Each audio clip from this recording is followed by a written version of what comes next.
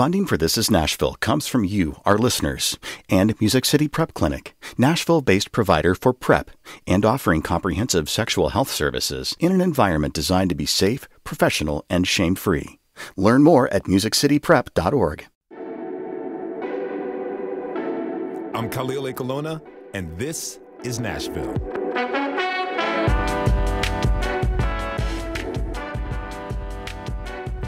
Each weekday at noon, meet me right here on 90.3 FM or WPLN.org for This is Nashville. We'll go deeper on the news of the day with WPLN reporters and bring you perspectives you didn't know you were missing. We're making space for you and getting to know our city and region through your eyes. So today marks 2 years since 10 tornadoes touched down across Middle Tennessee, rocking our city and region in the early morning hours of March 3rd. The storm traveled more than 100 miles. 25 people died, and more than 1,000 residences were hit in Davidson, Wilson, and Putnam counties. About 200 of those were completely destroyed. That's not to mention nearly 3,000 other structures that were hit. We're talking churches, schools, music venues, Section 8 housing complexes. So today, we're taking account of what was lost and taking measure of how the recovery has been going. Who still needs help rebuilding? Who's offering that help? And how are people who lived through the storms doing now? Here with me to talk about the recovery is Tony Gonzalez, Special Projects Editor at WPLN News. Hey, Tony, how's it going? Hey, Khalil, I'm doing all right.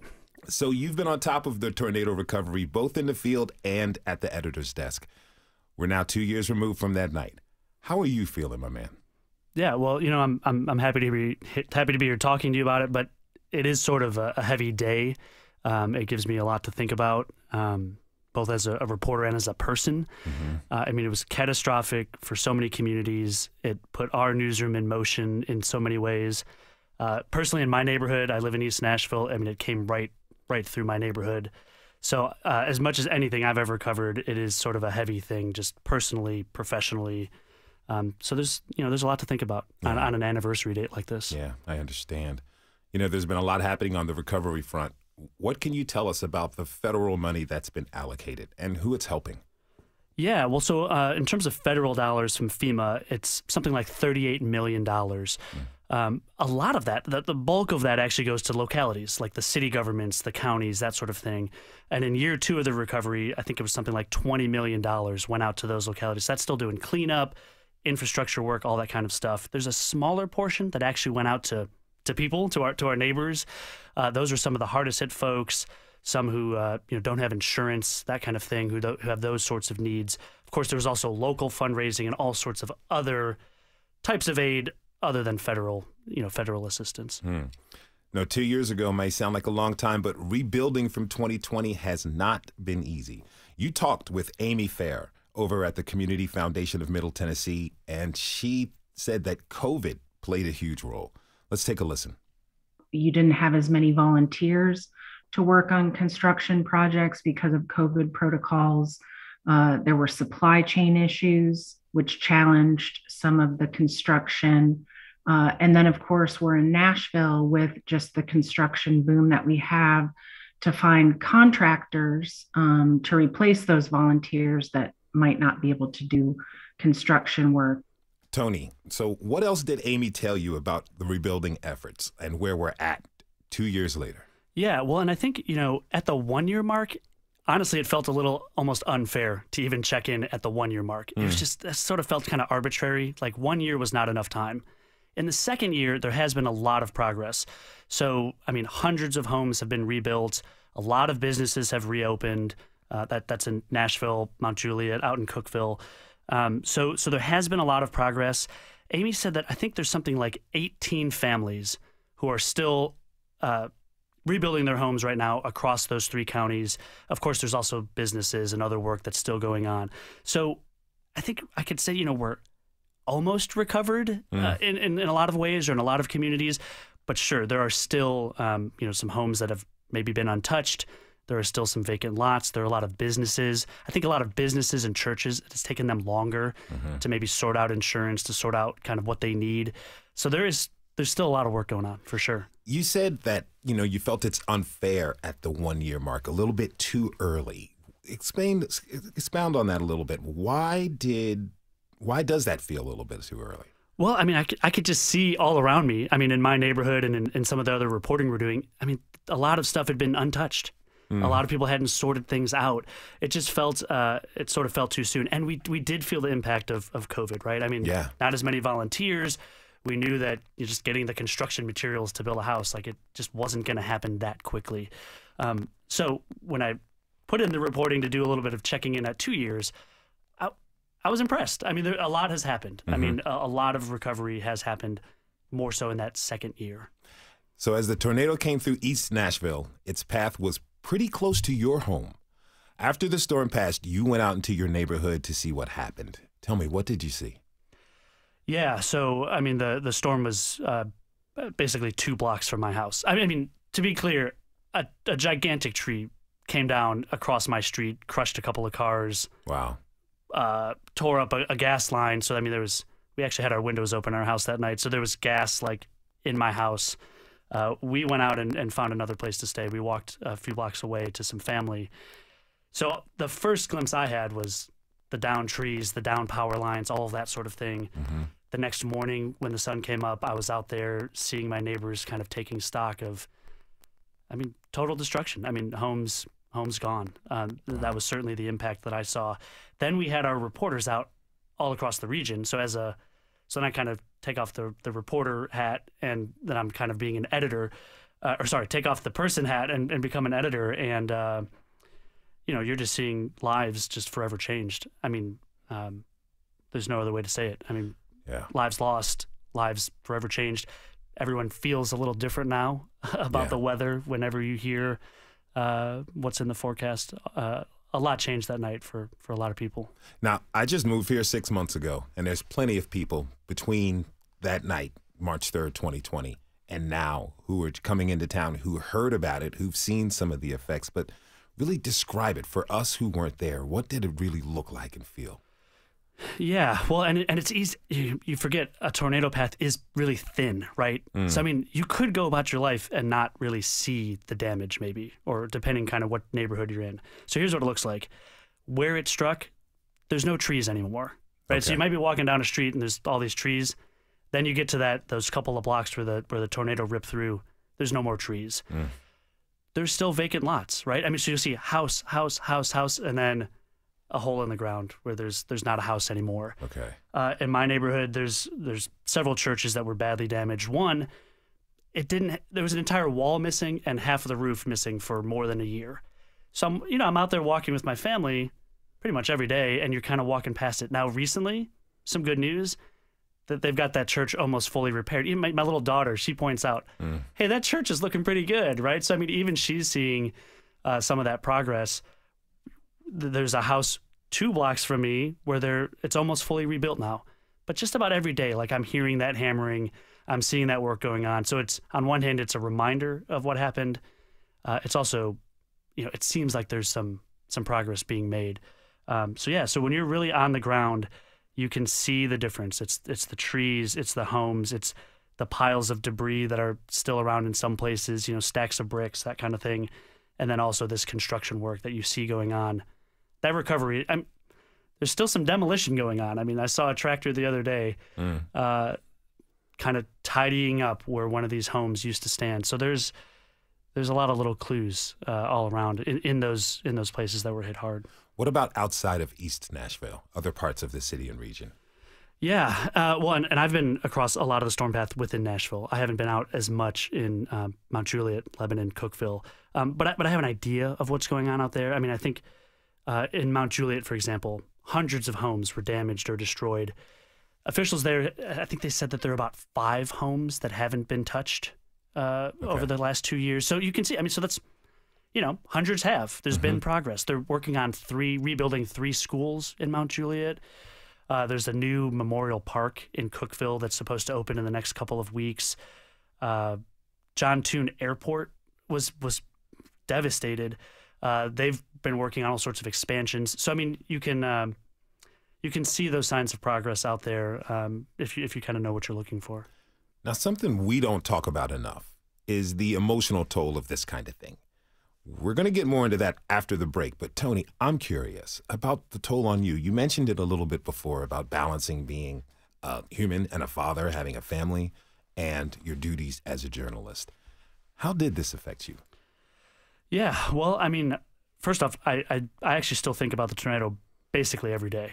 I mean, when I look at the trees, like I mentioned, or my car actually has a big dent in the roof where a power pole hit it. Like, so when I get in my car, I see it, I'm reminded.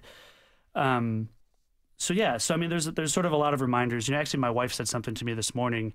She talked about how it's such a marker in time for us, like everything before the tornado, and of course, it happened right as the pandemic was setting in. So for me, it's a huge marker in time. Like there was everything before, and there's everything since that storm, and the reminders are just they're there all around. And I mean, I really do think about it every day. The other thing though that I'll do on a day like today, I'm going to email some folks, some neighbors. I'm going to text some folks who I actually got to know better because of the tornado. Yeah. When I was doing those stories and getting to know people.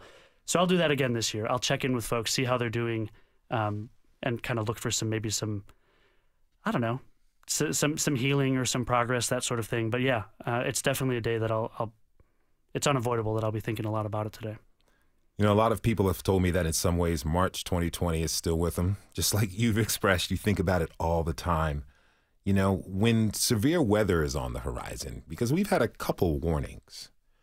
How are you when you hear about that news?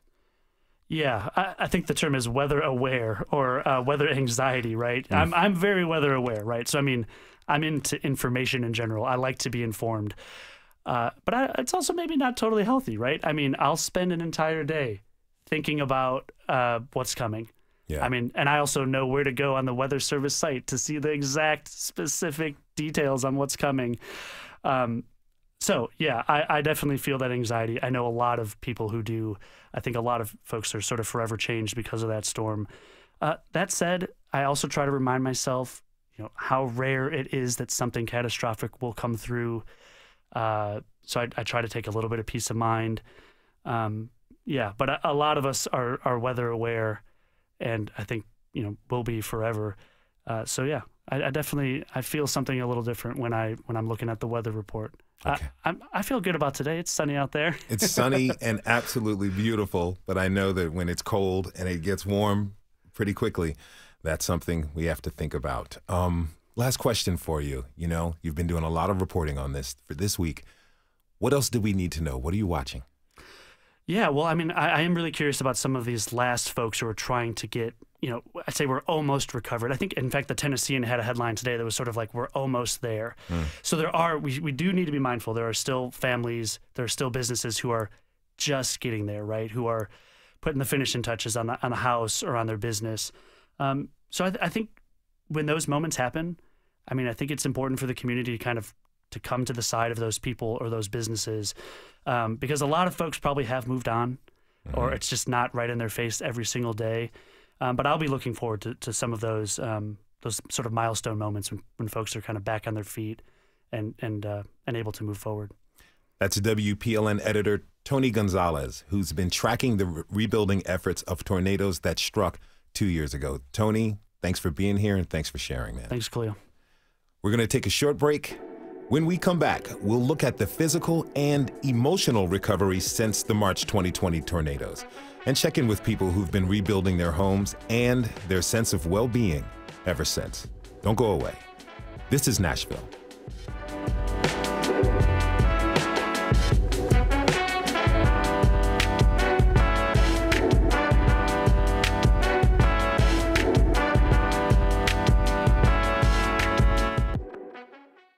Funding for This is Nashville comes from you, our listeners, and Music City Prep Clinic, Nashville-based provider for PrEP and offering comprehensive sexual health services in an environment designed to be safe, professional, and shame-free.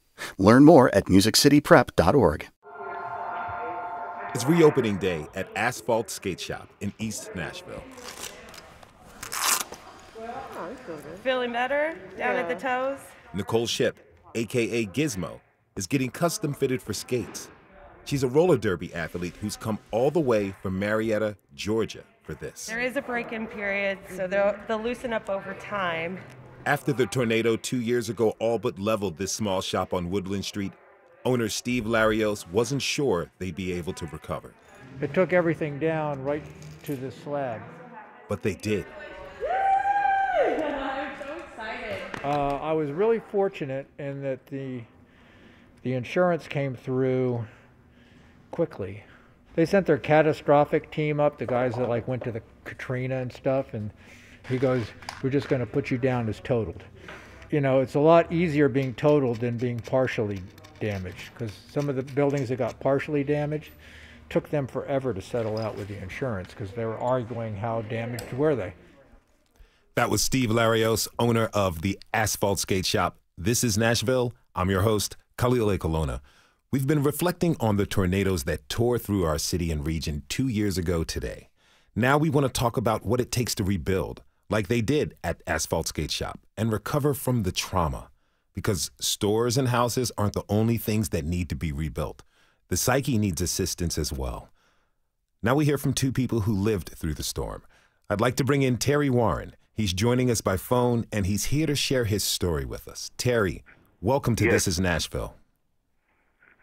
Yes, I remember the tornado very well because I was laying in the bed, and the next thing I know, I heard this wind coming through the alley that sounded like a train. Then the windows popped out. I jumped up and ran to the hallway to where there's a beam that's going outside the door, stood in that hallway beam area, and then the electricity popped and went out. And then the next thing I know, I started praying and asking God to make a way for me. And then right after I got through praying, it was over just that quick. That must have been really frightening. Oh, it was very frightening. I was praying to God that I would survive it. And you did. And you did. So tell me, what did you do after the storm passed? Well, after the storm passed, I went outside the house to assess the damage that was done.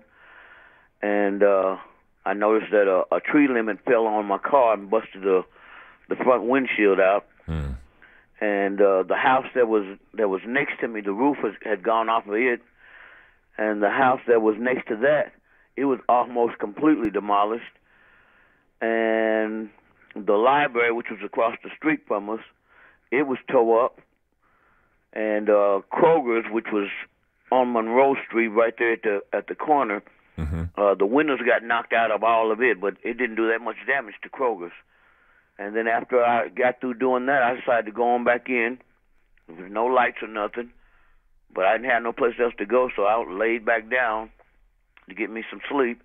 The landlord came over the next day and gave everybody that was left in the house $800 to move somewhere. Now, were you able to find a place? The landlord gave you $800 to move. Was he just permanently putting you guys out of the place? Yes, he was permanently putting us out. And I had some friends, and I called them.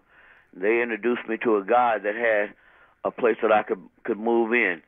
And I told him that I have no place to go, and we got to be out in 2 days. I waited on this guy to call me, and he didn't, so I started calling him. And then finally he told me the next day he'll have a place for me. So I spent one night in my car, and then the next day I was able to move into my new place. Now, was it just you? Or did you have anybody with you? No, it was just me at the time. My daughter, thank God, she was gone at the time. Okay. Now, how long have you been at this new place? Let's see. I was there until the pandemic virus hit. After that, the landlord put up a for sale sign and moved us out and put us under the bridge where we became homeless. And then my daughter had made it back home by then. Her feet was frostbitten because of the coldness at that time. And we wound up taking her to the hospital. The Salvation Army came in and took us to a shelter. And then they said the next day they'd put us in a place to live, and that's where we are today. Hold on a second. The landlord put you under the bridge. Back up for me. Tell me what happened with that. Because what I'm understanding is, first of all, the tornado hits, and your place is demolished. Then you go to another place that you think, okay, finally I have shelter, and the pandemic comes in, and this person puts you out, and you end up under the bridge. How did that affect you? Right, exactly. Because of the pandemic, they had cut the work. So he wasn't getting any money. We was waiting on the stimulus checks to come, and he would, everybody knew that they wasn't supposed to put people out in the street. So what he did was he took up a sale sign and put it up and act like he was selling the place, and everybody had to get out. He came to me and asked me where do I want to go. And I said, man, I don't have no place to go. The only place I can think of is the homeless camp on the Jefferson Street Bridge. So he loaded us up and dropped us off there, and went and he gave me $20. And then after that, he moved on. $20. Yeah. Wow. 20 whole dollars. Yeah. I'm kind of shocked by that. I'm gonna be honest with you, my friend. Yeah, but legally, there was nothing I could do. Because once he got us out, I guess that was it.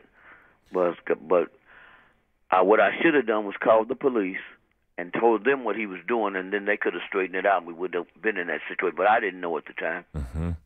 Now, you were unhoused for some time, right?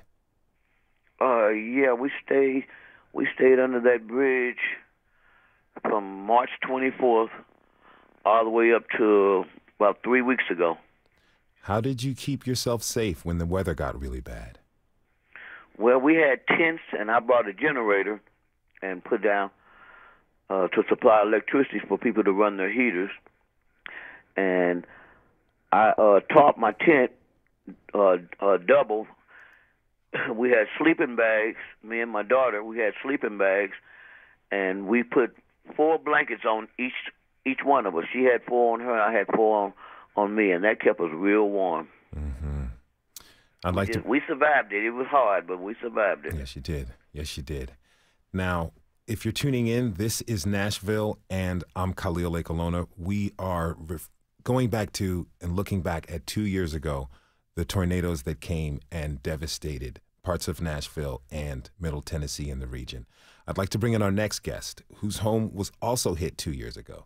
Tamara Williams lives in Cookville, a community about an hour and a half east of Nashville that suffered a lot of damage.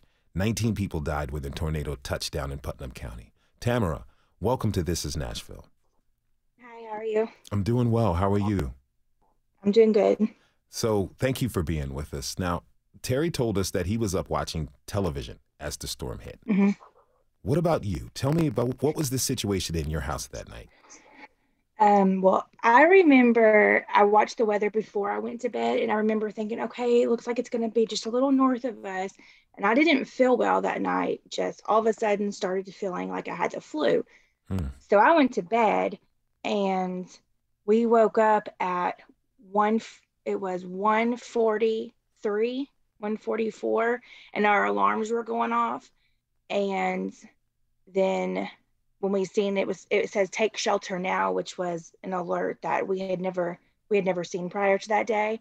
So we grabbed the kids from upstairs and literally was dragging them downstairs by their arms, because my kids do not wake up like they're like lethargic. They don't know up from down when they first wake up. And I couldn't pick them up. Like, we literally had them bouncing down the stairs. The house was already shaken and the lights were flickering, and it was scary. Now, had you and your family made preparations for the storm? Honestly, no. I mean, I have in the past, and I thought, and some people think I was like a little overkill with it, but I didn't that night because I just didn't. It looked like it was going to the north of us, and I honestly thought, okay, it's just going to be a little thunderstorm, nothing to worry about. But hindsight, had I listened, like, I all of a sudden felt like there were signs that maybe I should have picked up on. Like, I felt sick, I felt fine, and then all of a sudden I felt like I had the flu. And then my dogs were in the garage that night in their kennels, and they whined all night long, and that's not typically, their behavior. And I was just like, shut up, quit, go to sleep. But I felt like, they knew something too, that, like they could just feel it, I guess. Now, I'm sure this is really difficult for you to talk about, But can you describe what happened when the tornado touched it down? We just barely made it into the bathroom before the backside of my house blew in. Um, we had my son, who's now 10, and Emma, who's now 13. We had them in the bathtub. My oldest daughter, who's now 20, was wedged in between the toilet, and I was over top of them, and my husband was over top of me. As soon as the door shut in the bathroom, the backside of the wall and the interior, one of the interior walls, completely blew off, and we were wedged and wrapped. Our bodies were wrapped around one another as any way possible, and it picked up my son first, and then it just picked us all up and threw us into the wall. And when it was over, we were standing in what was like our hallway outside of our bathroom. Wow, that's horrifying. Of the horrifying. interior bathroom. You had to hold on to each other to remain anchored. Yes. Wow. Because if one person was going, we were all going. We were not letting go. So after the December tornadoes last year, we spoke with Chrissy Hurley from the National Weather Service of Nashville. She'll be joining us later on in the show. Now, that part of her job was going out and actually walking the path of a tornado after the fact to survey the damage. She told me she will always be remembering visiting Cookeville after the EF4 tornado hit in March 2020. It was so raw and, so fresh. There were hundreds, probably thousands of volunteers out there helping one another and comforting, and the hugs and the tears. And I think that is just one memory that I'm always going to take with me, despite the death and destruction that, occurred in that community, just to see everybody come together and the volunteers helping everybody out, that will stick with me through my entire career. Tamara, hearing that, do you feel like it's an accurate portrayal of your community in Cookeville? I do, yes. We met people that we did not know prior to the tornado, probably most likely wouldn't have crossed paths any other way, they will be lifelong friends. Now, you've been working on rebuilding your house ever since March 2020. Before you talk about the house itself, I wonder, why did you decide to stay when your house was basically destroyed? We stayed, my husband was in the military, so I'm from Murfreesboro. So we moved back to Cookeville. We were fairly new. There was a split second where we was like, we are out of here, we are leaving. But then I come to the realization that this can happen anywhere. Like, you cannot run from this. This was an act of God. And it can happen anywhere. So what's the point of running from it? So we decided to stay put. Now, once you decided to made that decision, what was it like trying to rebuild the house? It's still a work in progress. We did things a lot differently than most did in this area. Our walls are concrete, and then with steel studs on the back of the walls, but the interior walls are wood. We did things a little different just for comfort measures and safety, peace of mind should something ever, happen again like this. So I want to ask this question to both of you. When you hear news about coming severe weather, a new event coming, where are your emotions? Like, how do you react to that type of news? Terry, you go first. When I hear of bad weather, since I've been through it before, I just try to watch out to see which direction it's coming, and then try to make plans to decide whether I need to move somewhere or whether I just need to just stay put and find shelter, like going into the bathroom. Tamara? We do things very similar. We do a little differently. Just my kids, I have a backpack packed for them. I tell them to, dress somewhat appropriately because we were all in our pajamas. I just want them to have on something warm. And if the weather gets crazy, I just go ahead and wake them up, bring them down, get their shoes on. and I put helmets on them now, like they're they're bicycle helmets, and they have a backpack ready to go with a change of clothes and, you know, want something small, like some kind of entertainment, you know, because they're going to be in the closet for a minute. Because back in December, we actually left the rental property that we're in now and went over to the new house. You did that for the December storms that came? I think it was in December. Yeah, it was in December. Like, it just got too windy for my comfort, and I know it was talking about a lot of rotations. So I was like, let's go. We stayed there at the new house for probably 5 hours. Okay. 4 to 5 hours. Real quick, I got 1 minute left. One last question for you both. What do you wish you had known then that you know now to better prepare you for that moment 2 years ago? Terry. Yes, I wish then that I'd had the apps needed on my phone that would give me the weather alert. I could have been better prepared. Tamara? Because now I know, so. Same. I have every single weather app you can download, and my weather radio. Okay. I want to thank you both. What else? Tam, anything else you want to know? I think they're both gone. I want to thank them both for joining us. Sorry. No, not a problem. I thank you both for really sharing your story, because these were traumatic events that have happened to you, and it's only been 2 years.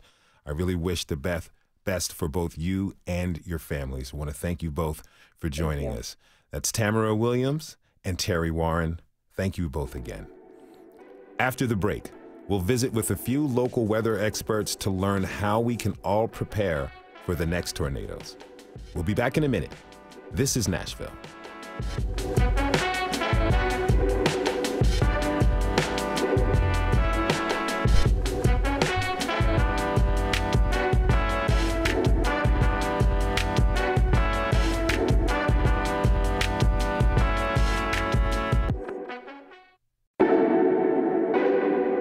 Welcome back. I'm Khalil Ekulona, and this is Nashville. Today, on the 2-year anniversary of the deadly March 2020 tornadoes, we're taking a look back. We've just been hearing about how traumatizing it can be to live through a tornado and how challenging it can be to rebuild or relocate. Now, let's take a look ahead. We want to learn how best to prepare for the next tornado. To help us do that, we rounded up some experts. Our first guest is Leland Statham. He's the senior meteorologist at News Channel 5, and I'm sure a familiar voice to many Nashvillians. Leland, welcome to This is Nashville. Thank you. Great to be with you today. It's great to have you with us. So it's getting warmer, feeling nice out there. We're about to head into the severe weather season, but we sort of just left the other severe weather season. Is that right? That is true, because we have had a tornado touchdown in Tennessee in every month of the year.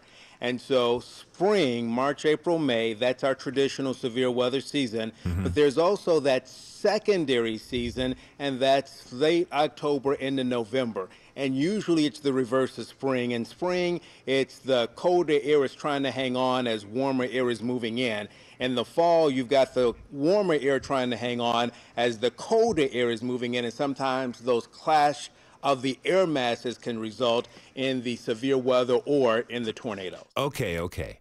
I also hear the tornado danger zone, if you will, might actually be getting closer to us.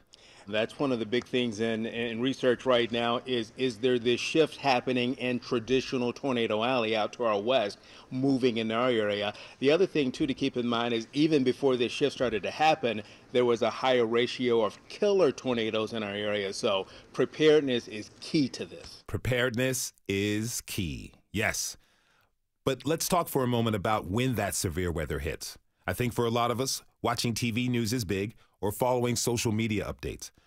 One account that everyone told me to follow when I moved here, from a place that does not have tornadoes, I might add, is Nashville Severe Weather, at NashSevereWX on Twitter.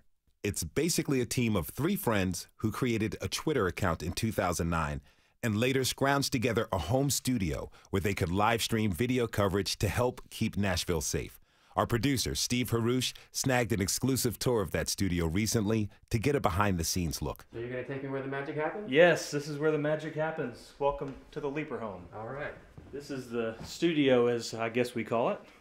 Here on the lower level, we have 3 monitors, and this is for my main computer. This is the workhorse that does the broadcasting. It runs the radar software. It runs the broadcast producer software where we do the switching from different sources, different cameras. All of that is on this main computer with 3 screens here on the lower level. On the left TV, we have our Twitter feed. I can see what David is tweeting. I can see what people are replying with. And I can see our T-Spotter feed, which is where people send in reports. Also have on that TV our chat room where we, along with emergency managers and media, join the National Weather Service in a chat. One thing about this room is while it looks, like it has a lot of different things in it, and, this is where we kind of help keep people safe, this is not really a safe room. Now, one of the dangers is that when you're wrapped up in everything going on, my family may be in their safe place, but if I'm not having this situational awareness, I can forget where I am on the radar. When things really start moving fast, it's like drinking from a fire hose, and you have to just be calm, and you have to just take a deep breath and just keep your wits about you. Andrew Leaper joins us now. Welcome, Andrew. How you doing today? Good to be with you. I'm doing all right. Thanks for being with us, man. This is great. Absolutely. Glad to be here. Drinking from a fire hose, that really got me. One thing that we didn't see on this tour is what it looks like when all the feeds and monitors are on and the data is pouring in real time. So let me ask you, how do you keep your wits about you when you have so much data coming in at you? We feel a deep responsibility, and it's not just about, we're not just messing around on social media. We realize that people truly depend on us and broadcasters and the Weather Enterprise to keep them safe and to keep them informed of what's going on. And so really you just have to, like I said there, just have to take a deep breath and realize that, people are relying on the information. You need to keep it accurate and just tell people the story. Tell people what's going on as if I'm talking to my own family. It's what I would tell them. Let me ask you a question. Where is the safest place to go in your house should a severe storm and tornado come around? Every situation is so different. And, we have these general guidelines such as, and this is a graphic that I'll put up whenever we have a tornado warning, and it stays up the whole time. But it is, the general guidelines are lowest level away from windows, the most interior room, as many walls between you and the outside as possible. And so those are general rules, and every place has a little bit of a different setup. And our National Weather Service friends that are there, professionals, they have guidelines and suggestions as well that maybe get down to more of the specifics of your building. Okay, I'd like to bring in our next guest. Chrissy Hurley is with the National Weather Service of Nashville, where she serves as the Warning Coordination Meteorologist. That means she knows what she's talking about. Welcome, Chrissy. Thank you for being a part of the show. Well, thank you for having me. So one question that comes up a lot is, what is the difference between a tornado watch and a tornado warning? The best way that I can describe it, and the easiest way I describe it to my family, is think about when you're making tacos, right? Mm-hmm. A taco watch. You put all of the ingredients out on your counter. You're about to prepare some good taco dinner, right? So that's a taco watch. Same kind of thing in the atmosphere. All of the tornado ingredients are there, ready to come together. But when you start making that taco and it's about to go into your mouth, that's when I'm going to issue a taco warning, right? Okay, I got this. You know what? For lunch, I'm about to have a taco warning because I got tacos for lunch. But let's not get ahead of ourselves, okay? If you're just joining us, we're talking about how to stay safe when tornadoes hit. Our guests are Leland Statham from News Channel 5, Andrew Leaper of Nashville Severe Weather, and Chrissy Hurley from the National Weather Service. So I've got a question for you, Andrew. We want to know, when is the right time to head to our safe spaces? Sure. So there are a couple of things you can do. Typically, what we would say is that ahead of a warning being issued, if you are not in a safe place or not near a safe place, ahead of a warning being issued, you want to have a plan to get to that safe place quickly, so that when a warning is issued, you can get to that place very, very quickly. All right. So let's say maybe the day of a severe weather event, you want to go ahead and be and have your plan kind of in your back pocket to where you're going to go when a warning is issued. And it may be at your work, it might be where you're shopping, it might be at your home. And so that way, whenever a warning is issued, within a matter of seconds or minutes, and not many minutes, you can get to that safe place. And so it's not something that you want to think about as soon as the warning is issued, okay, where am I going to go? This takes a little bit of planning on your part leading up to the event. So I'm hearing we need to carry out a plan that we've already worked out. It is not a time to improvise. That's right. So what about storm shelters? Are they worth the expense? You know, it depends on your structure. I mean, you know, there's not a cut and dry answer for every structure and every tornado and every severe event. So if a safe room in your home makes you feel safe, then that is something that might be worth the expense for you. If you have a place that is pretty strongly built, and you know, a home that is strongly built, and you have a place that is where you can go that has many walls between you and the outside, as many walls as possible, and you feel safe in that room, then maybe you don't need to invest in a storm shelter. It's all what makes you feel safe in your structure, in your situation where you are, and every place is different. Okay, I got a question about basements. Are basements just watery graves? I mean, what's the deal with that? We've heard different things here at WPLN News. So what's the deal? You know, there certainly have been situations where people have been in a shelter and water has come up quickly. Maybe you're in a flood-prone area, but that's certainly not the case in every situation. I mean, I would venture to say the vast majority of cases, the storms that we have coming through, really the tornado warning lasts for 30 minutes perhaps, and then the storm has kind of moved on. It's fairly rare that we get a situation where we would have a tornado warning and it just dumps and dumps and dumps rain just continually over and over and over, where we would have a flooding problem. So really you have to sort of gauge in your home, in your safe place, is it in a place that typically would flood? And I would say that if the answer is no to that question, then odds are you're in pretty good shape that it's probably not going to flood in that one situation where you need it and a tornado comes by. I'm not from here. I really don't know how to prepare. So this entire episode and conversation is educating me greatly. But we have Jordy Lane from Nashville talking about their preparation and their kit. As an Aussie, I didn't know any better until 2020 when I looked out the window and saw a portion of someone's roof flying over our house. So we ran into the closest closet. But now we have a tornado go bag with everything from headlamps, portable chargers, weather radios, dog treats, helmets. So we just try and calmly set ourselves up in there with our dog Tassie and extra mattress ready to drop over us. Okay, so let's talk tornado kit and essentials. Chrissy, what are some of the essentials that we each should have in our tornado kits? I think, the biggest thing is things that could help you immediately if your house, work, school gets hit by a tornado. We want everybody to have a good pair of, as my dad would say, sneakers on, shoes that, there's going to be glass around, shoes that you can walk around if there's debris. A helmet. A helmet is a great idea to put on because one of the number one, reasons for fatalities is blunt force trauma to the head during tornadoes.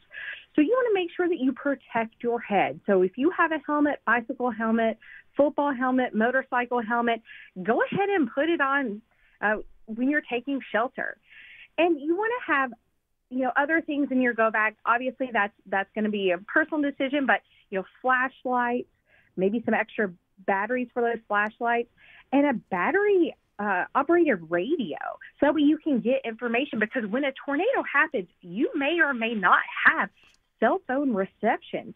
So to get information, it's important to have one of those old-timey battery-operated radios. Okay. I'll make sure I get one of those now. We still have Leland Statham on the line with us. Leland, what kind of information is important for us to follow? I think, just to reiterate what Chrissy and Andrew have said, is to make sure that you are weather aware. Make sure that you are situationally aware of what is going on. And so if there is something where we think there may be storms in the middle of the night, have a way to get that information so that if you fall asleep, there is something that will alert you, whether it's your phone. The NOAA Weather Radio, again, is fantastic because while they plug into the wall, they have a battery backup. But information is key in making sure that you are situationally aware of what is happening at your home or at your workplace in this situation. We understand it's 2022. There's a big problem with misinformation out there. So we're going to try to work on a little Mythbusters lightning round. We've got no prizes for you, but our enduring respect and gratitude. So I'm going to tell you a common severe weather truism, and you're going to tell me truth or myth. Then you all can expand if you want. Andrew, I'm going to start with you. When a tornado is imminent, it will feel warm. Truth or myth? Not always, especially when some of our tornadoes happen in the wintertime. It's not always going to feel 75 and humid outside. It may be a little cooler. Okay, so that's neither truth nor myth, but somewhere in the middle. Okay, I got that. All right, Chrissy, tornadoes can't cross rivers. Truth or myth? Oh, my goodness. Total myth. Just the tornadoes this past December. Big-time tornadoes crossed the Mississippi River, the same one that hit Mayfield, Kentucky. So that is 100% myth. Okay, so you can take a tornado to a river, but you can't make him leap. That was really corny. I'm sorry, y'all. Okay, so Leland, with you, tornadoes can't climb hills. Truth or myth? That is definitely a myth. People in East Tennessee used to think that they were protected because they were in East Tennessee mountains, but no. Tornadoes can climb hills and up mountains as well. Okay, back around to you, Andrew. An approaching tornado will sound like a train. I didn't know this. Is that true? You know, we've heard various sounds. Some of them say a freight train. Some of them say a jetliner. But you know, the strongest tornadoes may sound like that, but not all of them are going to be loud, and you definitely don't want to wait to hear the sound before you take cover. That's not the idea. We don't want that. We want you to go ahead and take cover before you hear any sound at all. And then have debates on what it sounded like after the storm has passed. That's right. I'm with it. Chrissy, Tennessee ranks as one of the deadliest states for tornadoes. Truth or myth? That is truth.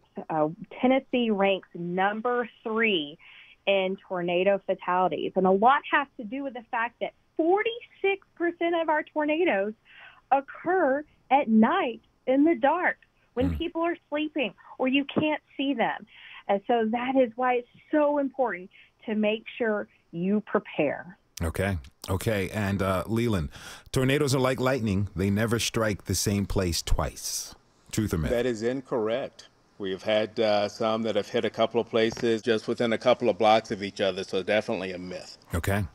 And Andrew, final one for you, my friend. East Nashville, where I live, I hope this is a myth, is a midi tornado alley. You know, if you go and look at the tornado database on the Weather Service's website, you can see that there have been several tracks there. And I guess this sort of goes to your previous question, is that you know, some places do get hit more than once, and there have been quite a few tornadoes going back through history that have affected the East Nashville neighborhood. Okay, I get that. Now, Chrissy, we have covered a lot in this episode. Is there one thing that you want people to take away from today's show? What is it? I think here in the state of Tennessee with severe weather, you know that it's not if we're going to get another tornado, it's merely when. And since almost half of our tornadoes occur at night, It is so important to make sure that your family has a plan, know what to do, know where to go, and have multiple ways to get weather information that will wake you up. Got it. Wake-up call and multiple reliable information sources. All right, well, hey, I'm feeling more prepared. We hope you are too. Head to thisisnashville.org for a roundup of the resources from today's show. Thanks to everyone who joined us this hour for This Is Nashville. Tomorrow, we're talking Nashville nightlife, baby. Yes, there will be some woos. Yes. This Is Nashville is a production of WPLN News and Nashville Public Radio. Listen back to this episode at thisisnashville.org or wherever you get your podcasts. Our producers are Steve Harouche, Rose Gilbert, and Tasha A.F. Lemley. Our digital lead is Anna Gallegos Cannon. Michaela Elias is our technical director, and our executive producer is Andrea Tudhope. Our theme music comes from L'Orange and Namir Blade. The conversation doesn't end here. Tweet us at This Is Nashville. This is Nashville. I'm Khalil Ekulona. We'll see you tomorrow, everybody. And be good to each other.